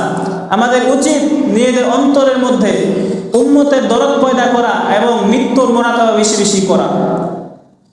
কারণ মৃত্যু এমন এক জিনিস, যে মৃত্যু, আপনি আমি দুনিয়াতে রয়েছি, এই হাজারো মুহাব্বতের জালকে, এই মৃত্যু নামক জিনিসটি মালাকুল মাউত এসে হাজারো মুহাব্বতের জাল থেকে আমাদের অন্তরটাকে টেনে ছিঁড়ে বের করে নিয়ে যায় এমন এক জগতে, যে জগৎ থেকে কেউ কোনোদিন আসতে পারে নাই, পারবেও না। কিন্তু আমাদের উচিত এই মৃত্যুকে বেশি বেশি স্মরণ করা। কারণ মৃত্যু বেশি যদি স্মরণ করি তাহলে আমরা সংযমী হব, গুনাহ থেকে বাঁচতে পারবো, মাসিয়াত আল্লাহর নাফরমানি থেকে আমরা কি বাঁচতে পারবো। নিজেদের মধ্যে এই সমস্ত ব্যথা পয়দা করা এবং উম্মতের দরদ পয়দা করা, একে অপরকে দাওয়াত দেওয়া ভালো কাজের, কারণ এগুলোই হল আসল কাজ। তো নিজেদের অন্তরের মধ্যে আল্লাহ পাকের মুহাব্বত পয়দা করা এবং মৃত্যুর কথা বেশি বেশি স্মরণ করা, এই কয়েকটা জিনিস আমরা ধারণ করব।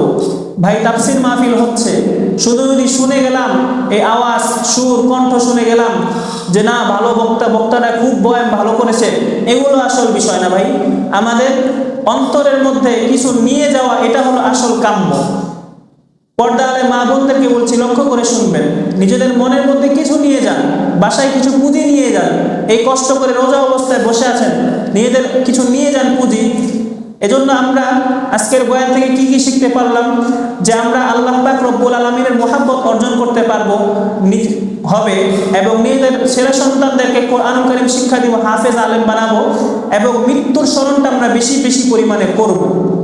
কারণ মৃত্যুর স্মরণ এটা আপনাকে বিভিন্ন ফিতনা ফাসাদ থেকে আপনাকে কি হেফাজত করবে, এবং মৃত্যুর স্মরণ যারা করে তারা একমাত্র পরহেজগার, মুত্তাকি, আল্লাহওয়ালা হতে পারে। এজন্য আমাদের উচিত আল্লাহ তার রসুলের পথ অবলম্বন করা। আল্লাহর হাবিব সাল্লাল্লাহু আলাইহি ওয়াসাল্লাম বলেন, হে আমার উম্মতগণ, কোন দুনিয়ার পিছনে আছো? নবী আলাইহিস সালাতু ওয়াস সালাম বলেন, আদ-দুনিয়া হুলওয়াতুন খাযিরাতুন ফাত্তাকুদ দুনিয়া। ও আমার উম্মতগণ, তোমরা এই দুনিয়াকে, আদ-দুনিয়া হুলওয়াতুন খাযিরাতুন, এই দুনিয়া একটা চাকচিক্য মাত্র, একটা বস্তু মাত্র, সবুজ শ্যামল একটি চাকচিক্যময় বস্তু ব্যতীত আর কিছুই না। তোমরা এই দুনিয়ার পিছনে পড়ো না, এই দুনিয়ার সমস্ত বস্তুর পিছনে পড়িও না, দুনিয়াকে ভয় করো। কারণ দুনিয়ার যারা পিছে পড়ে, দুনিয়া তাদেরকে গোলাম বানায় ছাড়িয়ে দেয়। পক্ষান্তরে যারা আল্লাহ তার রাসূলকে মুহাব্বত করে, আল্লাহ তার রাসূলের মুহাব্বত যে অর্জন করে, তাকে আল্লাহ পাক দুনিয়া ও আখিরাতে সফল কাম করিয়া দেন। আপনি কি দেখেন না সিদ্দিক আকবর রাদিয়াল্লাহু তাআলা কত সাদা সিধা জীবন যাপন করতেন? সিদ্দিক আকবর রাদিয়াল্লাহু তাআলা জান্নাতের সার্টিফিকেট পাওয়া সত্ত্বেও তিনি অঝরে আল্লাহ পাক রব্বুল আলামিনের কাছে কান্না করতেন, তার চোখ দিয়ে অশ্রু ঝরতো।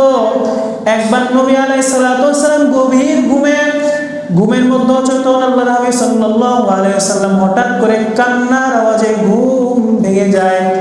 আল্লাহর হাবিব সাল্লাল্লাহু আলাইহি ওয়াসাল্লাম নজর করে দেখলেন মসজিদের নববীর থেকে কিসে জানি কান্নার আওয়াজ আসছে। আল্লাহর হাবিব সাল্লাল্লাহু আলাইহি ওয়াসাল্লাম মসজিদ নববীতে যে দেখেন সিদ্দিক আকবর রাদিয়াল্লাহু তাআলা আনহু মসজিদের নববীতে বসে অঝরে কাঁদছেন।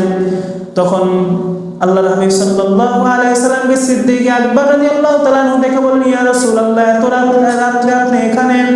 আল্লাহর হাবিব সাল্লাল্লাহু আলাইহি ওয়াসাল্লাম বললেন, আবু বকর তুমি এখানে কাঁদছো কেন? আল্লাহর হাবিব সাল্লাল্লাহু আলাইহি ওয়াসাল্লাম উত্তর দিলেন, ইয়া রাসূলুল্লাহ, ইয়া হাবিবাল্লাহ, আল্লাহর রাসূল আপনি কি জানেন না আমি কেন কাঁদছি? কিয়ামতের ময়দানে যে আমাদেরকে আল্লাহ পাকের সামনে দাঁড়াতে হবে, আল্লাহ পাক যদি জিজ্ঞাসা করে বসেন, আবু বকর তুমি আমার সামনে কি নিয়ে আসছো? তোমাকে যে আমি আলো বাতাস পানি মাটি দিয়েছি, তুমি কি আমার জন্য নিয়ে এসেছো? যদি আল্লাহ পাক রব্বুল আলামিন এই কথা আপনার সামনে জিজ্ঞাসা করে বসে, আপনার আমার অবস্থা হবে কি? আল্লাহর হাবিব সাল্লাল্লাহু আলাইহি ওয়াসাল্লাম বলেছেন, আবু বকর তুমি তো জান্নাতের সার্টিফিকেট প্রাপ্ত আশারায়ে মুবাশশারাদের মধ্যে একজন, তাহলে তুমি কেন কাঁদছো? সিদ্দিক আকবর বলেন, ইয়া রাসূলুল্লাহ, ইয়া হাবিবাল্লাহ, আমার সার্টিফিকেটের থেকে তো নবী আম্বিয়া আলাইহিস সালামদের সার্টিফিকেটের দাম বেশি, কিন্তু আপনি তো বলেছেন যে কিয়ামতের ময়দানে এমন এক অবস্থা হবে যে নবী রাসূলরা পর্যন্ত নফসি নফসি বলে চিল্লাইতে থাকবে যে আল্লাহ আপনি আমাকে বাঁচান, আপনি আমাদেরকে বাঁচান। তখন কেউ কোনো খেয়াল থাকবে না। তো তখন নবীদের যদি এই অবস্থা হয়ে থাকে, তাহলে আমি আবু বকর তো দূরের কথা, এজন্য আমি আল্লাহ পাক রব্বুল আলামিনের কাছে ক্রন্দন করছি। আল্লাহর হাবিব সাল্লাল্লাহু আলাইহি ওয়াসাল্লাম বললেন, আবু বকর তুমি চিন্তা করো না, আল্লাহ পাক রব্বুল আলামিন তোমাকে জান্নাতের অধিকারী বানাবেন। এবং আমাদের ভাবা দরকার, হযরত ওমর ফারুক রাদিয়াল্লাহু তাআলা আনহু রাস্তা দিয়ে মাঝে মাঝে হাঁটতেন, হাঁটার পথে কখনো কোনো গাছ বা কোনো খড়কুটাকে ধরে বলতেন, হায় আফসোসের খড়কুটা, হে গাছ তুমি তো মাটির সাথে মিশে যাবে, কিন্তু আমি ওমরের তো আল্লাহ পাকের সামনে দাঁড়াতে হবে, কিয়ামতের দিন আল্লাহর কাছে সওয়ালের জবাব দিতে হবে। আমি যদি ফাঁসিয়া দেই তাহলে আল্লাহ পাক রব্বুল আলামিন আমার বিচার করবেন, আমাকে জাহান্নামের মধ্যে নিক্ষেপ করবেন। এজন্য তিনি মাঝে মাঝে রাস্তা দিয়ে হাঁটতেন, গাছপালাকে ধরে বলতেন, ও গাছ তুমি আমার থেকে বড় ভালো। আমাদের বোঝা দরকার আমরা কতটুকু আমাল করি, আমাদের নিজের জীবনের গুণাগুলি স্মরণ করা দরকার। আজকে দেখা যায় অধিকাংশ মুসল্লিরা মুসলিমাতরা স্বাভাবিক নামাজ কালাম করে অহংকার জেগে যায়। নিজেদের মনকে বোঝানো, মন তুই কতটুকু আমাল করতে পারো, আল্লাহ পাকের মর্যাদা অনুযায়ী কয়টা সেজদা জীবনে দিতে পারছো, কয়টা সেজদার মালিকের দরবারে কবুল হয়েছে। আমাদের মনের মধ্যে ব্যথা পয়দা করতে হবে, নিজেদেরকে ছোট ভাবেন। এজন্য আল্লাহ পাক রব্বুল আলামিন কোরআন কারীমের মধ্যে বলেছেন, ওয়ালা তামশি ফিল আরদি মারহা, যে জমিনের মধ্যে তোমরা অহংকারের সাথে দম্ভ ভরে হাঁটা চলা করো না। এজন্য আমাদের নিজেদের অন্তরকে ঝুঁকায় দেওয়া উচিত, আল্লাহর রাসূলের মুহাব্বত অর্জন করা উচিত। কেমন মুহাব্বত অর্জন করব? এক আল্লাহ একবার বলতেছে, হাল তামান্না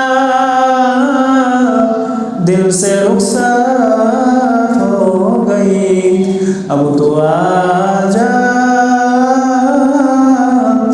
अब तो खिलवत हो गई।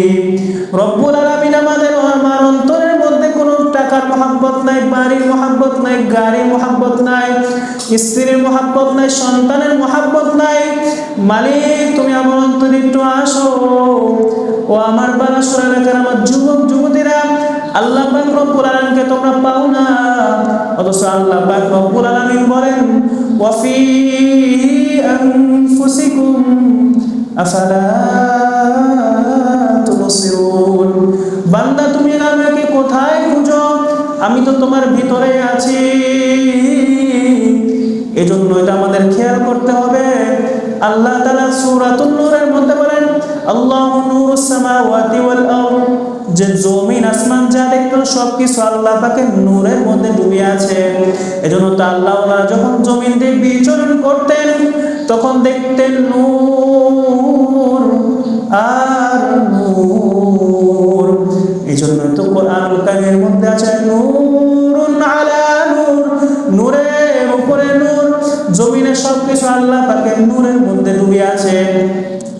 তুমি যেমন দুনিয়াতে যেখানে হাঁটো তোমার প্রেমিকার চেহারা তোমার চোখে ভাসিয়ে আসে, তার হাসিটা তোমার কত ভালো লাগে, বন্ধুর হাসিটা তোমার কত ভালো লাগে।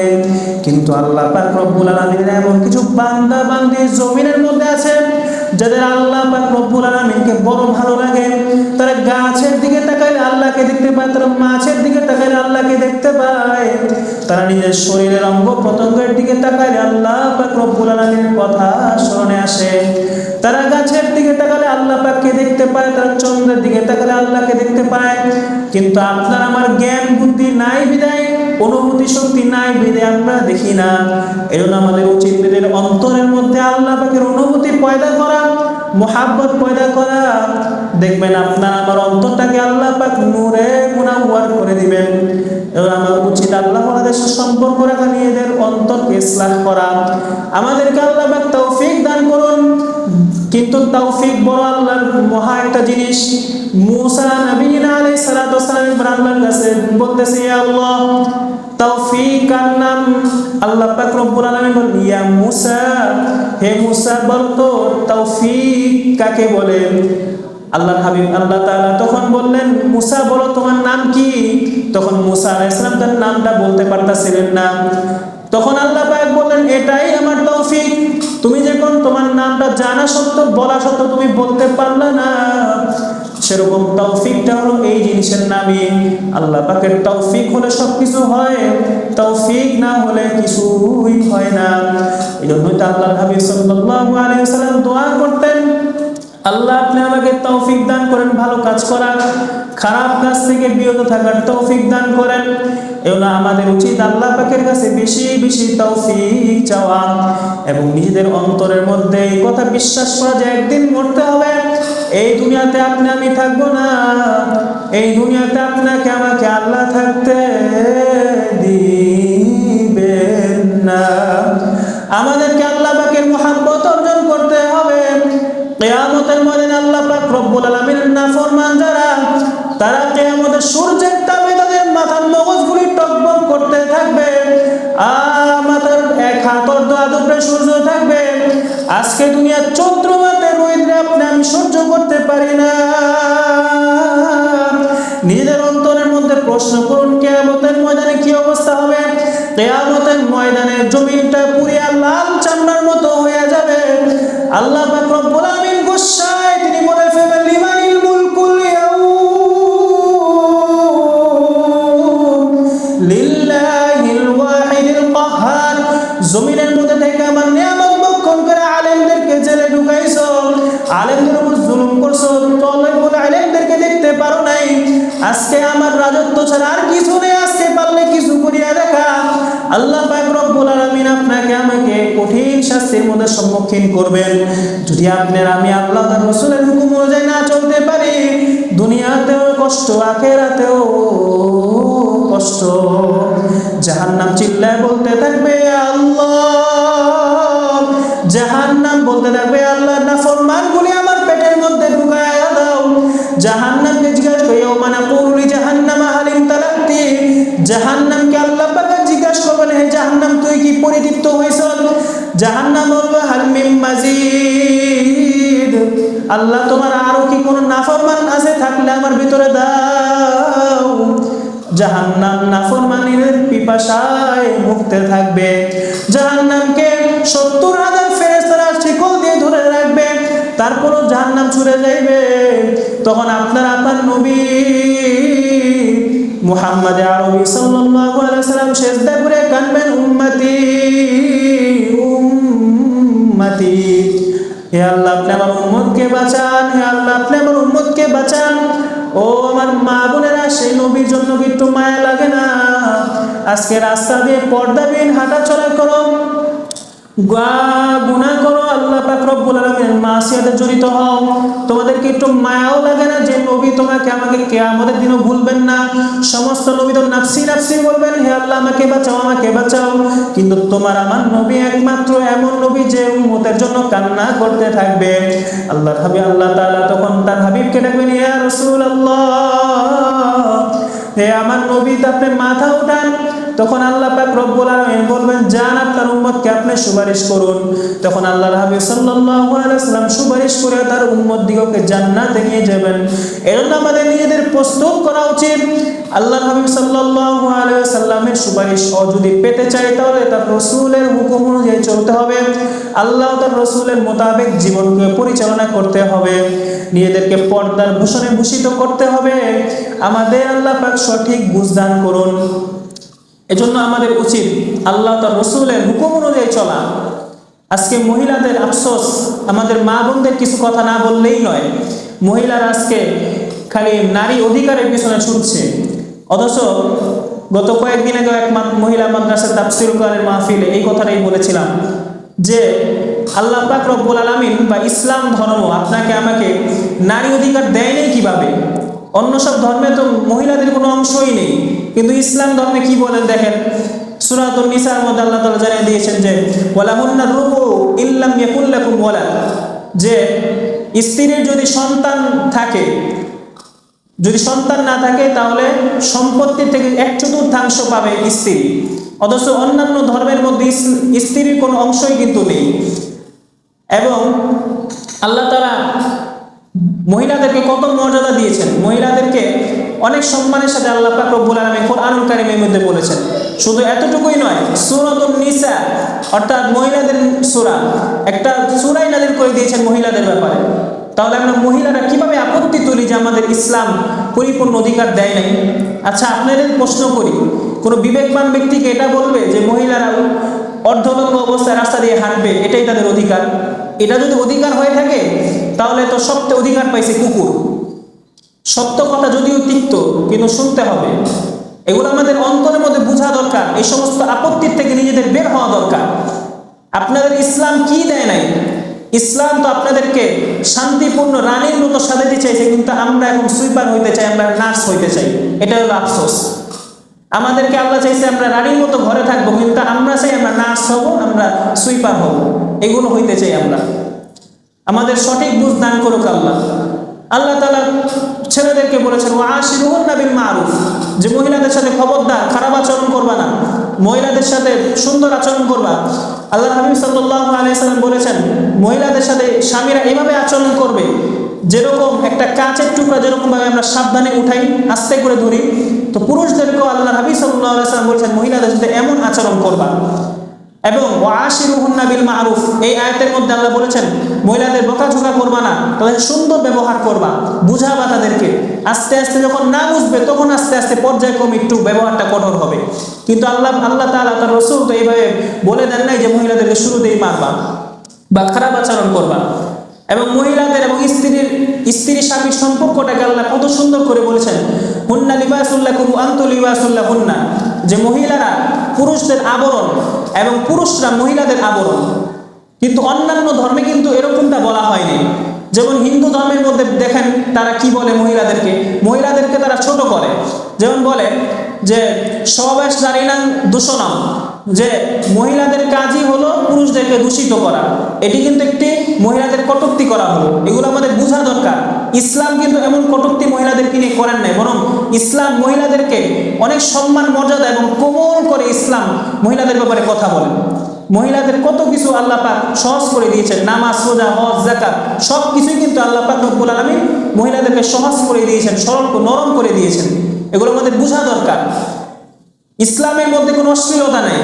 আমরা তো অশ্লীলতার দিকে ধাবিত হতে চাই। নারী অধিকার বলতে কি বোঝায়? আজকে আমেরিকা বিশ্বর মধ্যে যে জাতিসংঘের মধ্যে বারবার আলোচনা হয় মহিলাদের অধিকার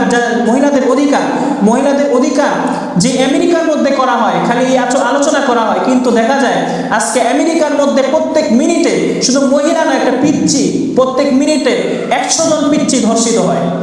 শুধু মহিলা না, শুধু পিচ্চির কথাই বললাম। তাহলে আপনারা বুঝেন যে এগুলো কি করা হচ্ছে, এগুলো কিছুই না মহিলাদের অধিকার। এই শব্দের মার পেছে আমাদের মহিলাদেরকে তারা বেপর্দায় ঘর থেকে বের করে মুসলিমাতদের ঈমান ধ্বংস করার চেষ্টা তারা চালাচ্ছে। এজন্য আমাদের উচিত, আমাদের শত্রুরা যে ষড়যন্ত্রগুলো ইসলামের বিরুদ্ধে করে সেগুলো সোচ্চার হওয়া দরকার, যে মহিলাদের অধিকার বলতে কি বুঝে। মহিলাদেরকে বেগম কেন বলা হয়? বেগম এটা একটা ফার্সি শব্দ। বেগম অর্থ যে চিন্তামুক্ত, রিফ্রেশ থাকবে মহিলারা, কিন্তু আমরা আফসোস বেগম থেকে আমরা বাগম হতে চাই, মানে চিন্তা দুঃখ হইতে চাই, পুরুষের নাই। এই জন্য আমাদের বোঝা দরকার বোনেরা, যে আমরা আল্লাহ তার রসুলের উপর বিশ্বাস রাখেন, এই কথা নিজেদের মধ্যে বদ্ধমূল রাখেন যে ইসলামে যে সমস্ত মহিলাদের নিয়ে বিধান করা হয়েছে সেগুলো আপনাদের উপকারার্থেই করা হয়েছে। আপনি আফগানিস্তানের দিকে তাকান, আফগানিস্তানের মহিলারা তো বর্তমানে থাকছে, আফগানিস্তানে বর্তমানে ইসলামী খেলাফত কই, কোনো মহিলা তো অধিকার না পেয়ে বা বন্ধ করে থাকতে থাকতে মারা তো যায়নি, তা তো সুন্দর মতোই আছে। বিষয়টা কি, যারা ইসলাম না মানে, ইসলামের সাথে যাদের মেজাজ না মিলে, তারা এই সমস্ত কথাগুলি বলে ফেলে যে ইসলাম আসলে আমাদেরকে আটকিয়ে রাখবে, পর্দা করতে হবে। বা পর্দা করবেন না কেন? প্রত্যেকটা দামি বস্তুই তো মানুষ গোপনে রাখে, তো মহিলা তো দামি জিনিস। ইসলামের মধ্যে মহিলা একটি দামি জিনিস, সম্মানের জিনিস। এজন্য আমরা সম্মানিত বস্তুটাকে, স্বর্ণ যেমন সম্মানিত জিনিস, স্বর্ণকে ঝুলায় ঝুলায় নিয়ে যায়, স্বর্ণ তো মানুষ ঢেকে রাখে, সিন্ধুকের মধ্যে রাখে, থলের মধ্যে রাখে, তো মহিলা তো এরকম সম্মানিত জিনিস। এজন্য প্রিয় বোনেরা, এই আপত্তি বাদ দেন যে নারী অধিকার এই সমস্ত অধিকার, এই সমস্ত শব্দের মার পেছে ইসলামের বিরোধিতা করা বাদ দেন। আল্লাহ কি বলেছেন, আল্লাহ আপনাদের উত্তমটা চেয়েছেন বিধে আপনাদেরকে এরকম বিধান দেন। আমাদের উচিত এগুলো বোঝা। যাই হোক, আব্দুল কাদের জিলানী রহিমাহুল্লাহ বলেন যে খোদা আমল না করবে দোস্তকে ওয়াজ করনা বেহুদা বকবক না হয়, যে নিজে আমল না করে বন্ধু বান্ধবদের ওয়াজ করা এটা বেহুদা বকবক করা। আমি ছোট মানুষ, আমার জন্য দোয়া করবেন, সেমন কোনো আমল আমার নাই। আপনাদের দোয়ায় যদি আল্লাহ পাক রব্বুল আলামিন ভালো আর তৌফিক দান করে, আমল করার তৌফিক দান করে, তাহলে আমি কামিয়াব। আমি আপনাদের এলাকারই মানুষ, আমি কাশেমনগরের ছাত্র, আমার জন্য দোয়া করবেন। আল্লাহ পাক যাতে আমার ইলমের মধ্যে, আমার আমলের মধ্যে বরকত দান করেন। এবং যেই বয়ান করা হলো, সর্বপ্রথম আমাকে এবং আপনাদেরকে আমল করার তৌফিক দান করেন, আল্লাহ পাক দ্বীনের সঠিক বুঝ দান করেন। এখন দোয়া হবে ইনশাআল্লাহ। আমরা সবাই সবার জন্য দোয়া করব, বিশেষ করে ফিলিস্তিনের মুসলমান ভাইদের জন্য দোয়া করব। আমরা তো রমজান যেমনি হোক কাটায় দিচ্ছি, একটু চিন্তা করি ফিলিস্তিনের মুসলমান ভাইদের কি অবস্থা। আমাদের মা বোন এবং আমাদের ছেলে সন্তানদের বোঝানো উচিত ছিল যে দেখো বাবা, ফিলিস্তিনের ছোট ছোট পিচ্চিরা চাইলেও তারাই পড়তে পারছে না, আর তোমরা পড়ছো না, বা পড়লেও মসজিদে শয়তানি করো। এগুলো আমাদের সন্তানদেরকে বোঝাতে হবে। যাই হোক, সবাই মুহাম্মদের সহিত দুরূদ শরীফ পড়ি। আল্লাহুম্মা সাল্লি আলা সাইয়্যিদিনা ওয়া নাবিয়িনা ওয়া শাফিঈনা ওয়া হাবিবিনা ওয়া মাওলানা মুহাম্মদ সাল্লাল্লাহু আলাইহি ওয়া আলা আলিহি ওয়া আসহাবিহি ওয়া বারাকা ওয়া সাল্লাম। اللهم صل على سيدنا ونبينا وشفيعنا وحبيبنا ومولانا محمد صلى الله عليه وعلى آله وأصحابه وبارك وسلم. أستغفر الله الذي لا إله إلا هو الحي القيوم وأتوب إليه لا حول ولا قوة إلا بالله العلي العظيم. الحمد لله رب العالمين والصلاة على رسوله محمد وآله وأصحابه أجمعين. ربنا آتنا في الدنيا حسنة وفي الآخرة حسنة وقنا عذاب النار. يا بمورا يا بم استجو يميكنم حاصل آياتنا آيات آرزو يميكنم مفكر يدن ومولا مفكر يدن আল্লাহ আপনি যদি ক্ষমা নাই করেন, আল্লাহ আমাদের যাওয়ার কোনো জায়গা নাই। রব্বুল আলামিন আমাদের জীবনের তামাম গুনাহগুলিকে মাফ করে দেন। এ আল্লাহ আপনি আমাদের মাফ করেন বা নাই করেন, আমরা আপনাকে ডেকেই যাব। আল্লাহ পাক রব্বুল আলামিন আপনি আমাদেরকে মাফ করে দেন। আমাদের জীবনের তামাম ছোট সগীরা কবিরা সমস্ত গুনাহগুলিকে আল্লাহ আপনি মাফ করে দেন। ইয়া আল্লাহ, আমাদের জীবনের লক্ষ্য উদ্দেশ্যকে ঠিক করে দেন রব্বুল আলামিন। আমাদের ছেলে সন্তানদেরকে কবুল করে নেন। হে আল্লাহ, এই এলাকার প্রত্যেকটা ঘরের মধ্যে দ্বীনের হাওয়াকে আম করে দেন। হে আল্লাহ, প্রত্যেকটা মা বোনদেরকে পর্দানিশীল হওয়ার তৌফিক দান করেন। প্রত্যেকটা মা বোন যুবক যুবতীদের মনের মধ্যে আপনি ইসলামের সীমাহীন মুহাব্বত দান করেন। হে আল্লাহ, আপনি ফিলিস্তিনি মুসলমানদের উপর খাস রহমত নাজিল করেন। হে আল্লাহ, জেরুজালেমদেরকে আপনি ধ্বংস করে দেন। হে আল্লাহ, জেরুজালেমদেরকে আপনি ধ্বংস করে দেন। হে আল্লাহ, পশ্চিমা বিশ্বের উপর খাস গজব নাজিল করেন। আল্লাহ, তারা মুসলমানদের নিয়ে যে চক্রান্ত করছে সর্বদা আপনি তাদেরকে ধ্বংস করে দেন আল্লাহ। হে আল্লাহ, পুরা বিশ্বের মুসলমানদের এক ও নেক হওয়ার তৌফিক দান করেন। আমাদের মধ্যে অনুভূতি দান করেন আল্লাহ, উম্মতের মহাব্বত দান করেন। হে আল্লাহ, প্রত্যেকটা মুসলিমিন মুসলমান, মুসলিমিন মুসলিমাত নর নারীর মধ্যে আপনি জিহাদের তামান্না দান করেন আল্লাহ। প্রত্যেকটা ব্যক্তিকে আপনি আল্লাহ যোদ্ধা হওয়ার তৌফিক দান করেন আল্লাহ। হে আল্লাহ, আমাদের মা বোনদের সঠিক বুঝ দান করেন। হে আল্লাহ, আপনি আমার মা বোনদেরকে ওসমান হাদি, শহীদ ওসমান হাদির স্ত্রীর থেকে শিক্ষা গ্রহণ করার তৌফিক দান করেন আল্লাহ। হে আল্লাহ, শহীদ ওসমান হাদির কবরটাকে আপনি জান্নাতের বাগান বানায় দেন। হে আল্লাহ, শহীদ ওসমান হাদির প্রয়োজন ছিল পুরো বাংলাদেশে। আল্লাহ, কাফের নাস্তিক বেঈমান বামপন্থীরা তাকে নির্মমভাবে হত্যা করলো। আল্লাহ, তাদেরকে আপনি ধ্বংস করে দেন। অতি দ্রুত শীঘ্র শহীদ ওসমান হাদি ভাইয়ের হত্যাকারীর বিচার আমাদের বাংলার জমিনের মধ্যে আপনি দেখায় দেন। হে আল্লাহ, ওসমান হাদির অন্তরটা তো আপনার দ্বীনের মুহাব্বত, দেশের মুহাব্বত দ্বারা পরিপূর্ণ ছিল আল্লাহ। শহীদ ওসমান হাদির জন্য এমন কোন মানুষ নাই কান্দে নাই আল্লাহ। কত বড় বড় আলেম ওলামারা শহীদ ওসমান হাদির জন্য কাঁদছে। হে আল্লাহ, আমাদের কেউ শহীদ ওসমান হাদি ভাই নির্ভীক পালন হওয়ার তৌফিক দান করেন আল্লাহ। হে আল্লাহ, আপনি আমাদের সমস্ত মা বোনদেরকে কবুল করে নেন, তাদের মধ্যে আরো দ্বীনের জজবা দান করেন আল্লাহ। আপনি আমাদের সমস্ত পরিবারগুলিকে আপনি কবুল করে নেন। হে আল্লাহ, আমাদের প্রত্যেকের পরিবারে যারা অসুস্থ আছে সুস্থতা দান করেন আল্লাহ। আপনি আমাদেরকে রমাদানুল মুবারকের পবিত্রতা রক্ষা করার তৌফিক দান করেন আল্লাহ। এই রমজান মাসে কত আপনার মুহাব্বতের বান্দারা আল্লাহ মাফ পেয়ে যাবে আল্লাহ, আমরা জানি না মাফ পাবো কিনা আল্লাহ। আপনি আমাদেরকেও আপনি মাফ করে দেন। হে আল্লাহ, আমাদের অন্তরে ঈমানি তাওবাত দান করেন। হে আল্লাহ, ঈমানি শক্তি দান করেন, শারীরিক শক্তি দান করেন আল্লাহ। আমাদেরকে আপনি সাহাবায়ে কেরামের মতো বীর যোদ্ধা হওয়ার তৌফিক দান করেন। হে আল্লাহ, আপনি আপনার কোরআনকে নিয়ে সিরায় ধারণ করতে পারি সেই তৌফিক দান করেন। আমাদের ছেলে পেলেদেরকে কোরআনের হাফেজ হওয়ার তৌফিক দান করেন আল্লাহ। হে আল্লাহ, আমাদের প্রত্যেকের জীবনের লক্ষ্য মতো পৌঁছার তৌফিক দান করেন আল্লাহ। হে আল্লাহ, যেখানে মুসলমানরা নির্যাতিত হচ্ছে তাদেরকে আপনি সাহায্য সহযোগিতা করেন। কাশ্মীরের মুসলমানরা মার খাচ্ছে, নির্যাতিত হচ্ছে। ভারতের মুসলমানরা মার খাচ্ছে, নির্যাতিত হচ্ছে। হে আল্লাহ, আমাদের বাংলাদেশে অনেক মুসলমানরা অনেকভাবে জুলুমের শিকার। প্রত্যেকটা মুসলমানকে আপনি স্বাধীনতা দান করেন। হে আল্লাহ, আপনি আমাদের সমস্ত আলেম ওলামাদেরকে কবুল ও মঞ্জুর করে নেন আল্লাহ। আপনি আমাদের শাইখ ও মাশায়েখদেরকে কবুল করে নেন আল্লাহ। আমাদের এই চিশতিয়া সাবেরিয়া তরিকার সমস্ত মুরব্বিয়ানি কেরাম বর্তমান জিন্দা দুই শাইখদেরকে আপনি কবুল করে নেন।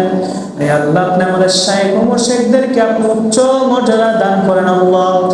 হে আল্লাহ, আপনি আমাদের এই গুনাহ ছাড়ার তৌফিক দান করেন আল্লাহ। আপনার মুহাব্বত অর্জন করিয়া আপনার ডাকে লাব্বাইক বলার তৌফিক দান করেন। হে আল্লাহ, আপনি আমাদের অন্তরের মধ্যে দ্বীনের গভীর মুহাব্বত দান করেন। কোরআনের ফাহাম শক্তি দান করেন। হে আল্লাহ, এই খাতুনা জান্নাত মহিলা মাদ্রাসাকে আপনি কবুল করে নেন। আল্লাহ, এই মাদ্রাসার পিছনে যারা খেদমত করতে করতে গহীন কবরে চলে গেছে, আল্লাহ আল্লাহ আপনি তাদেরকে মাফ করে দেন। হে আল্লাহ, এই এলাকার পাশে বড় কবরস্থান, আল্লাহ এই কবরস্থানের সমস্ত মুর্দেগানদেরকে আপনি মাফ করে দেন। ইয়া আল্লাহ, আমাদেরকে ওমরের মতো পালোয়ান হওয়ার তৌফিক দান করেন, আবু বকরের মতো মুত্তাকি পরহেজগার হওয়ার তৌফিক দান করেন, আর ওসমান রাদিয়াল্লাহু তাআলা আনহু লজ্জা আমাদেরকে দান করেন। ইয়া আল্লাহ, আমাদের প্রত্যেকটা মুসলমান ভাই বোনদেরকে দ্বীন ইসলাম মানার তৌফিক দান করেন। আমরা আপনার দ্বীন মানিয়া কিয়ামতের ময়দানে একজন একজনের গলা গলি ধরিয়া আপনার নিয়ামতপূর্ণ জান্নাতে প্রবেশ করতে পারি, সেই তৌফিক আপনি আমাদেরকে দান করেন। হে আল্লাহ, আমাদের ছেলেমেয়েদেরকে কোরআনের হাফেজ হওয়ার তৌফিক দান করেন, আলেম হওয়ার তৌফিক দান করেন। আল্লাহ, আপনি আমাদের মৃত্যুর সময় মুখে জারি করে দিন লা ইলাহা ইল্লাল্লাহ। হে আল্লাহ, আপনি আমাদের সকলকে কবুল করে নেন। রব্বির হামহুমা কামা রব্বায়ানি সগীরা ওয়া কুর রব্বির হামহুমা কামা রব্বায়ানি সগীরা। রব্বি ইন্নী লিমা আনজালতা ইলাইয়া মিন খায়রিন ফাকির। রব্বি লা তাদারনি ফারদান ওয়া আনতা খায়রুল ওয়ারিসিন। রব্বি লা তাদারনি ফারদান ওয়া আনতা খায়রুল ওয়ারিসিন।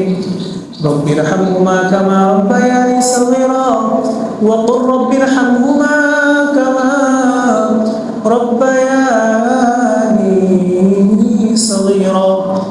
سبحان ربك رب العزة عما يصفون وسلام على المرسلين والحمد لله رب العالمين.